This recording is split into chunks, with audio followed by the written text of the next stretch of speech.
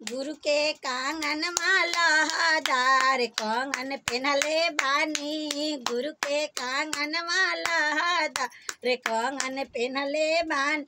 ओही रे कांगनावा पर तीन दाया मंगले बानी। ओही रे कांगनावा पर तीन दाया मंगले बानी। बेटा बेटी और सुहाग दाया मंगले बानी।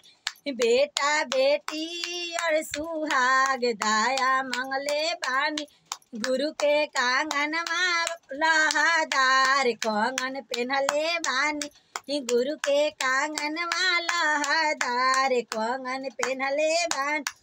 ओही रे कांगनावा पतिन चर्चा कैले बानी। ओही रे कांगनावा पति चर्चा कैले बानी। घरवा दुआर और टोलवा चर्चा कैले बानी।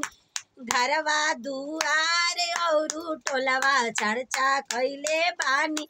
गुरु के कांगन लहदार कंगन पेनहले बानी। गुरु के कांगन लहदार कंगन पेनहले बानी। ओही रे कांगनावा पर तीन सूत्र मंगले बानी। ओही रे कांगनावा पर तीन सूत्र मंगले बानी। दाया और चर्चा और नमन दाया मंगले बानी। गुरु के कांगन लहदार कंगन पेनहले बानी।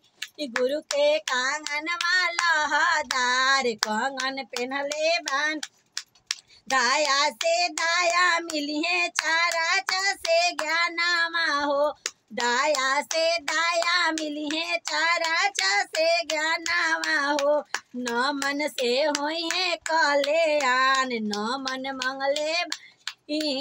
मन से होई है कल्याण दाया मंगले बानी। गुरु के कांगन लहदार कंगन पेनहले बानी। गुरु के कांगन लहदार कंगन पेनहले बानी। हर हर महादेव। श्री गुरु महाराज की जय।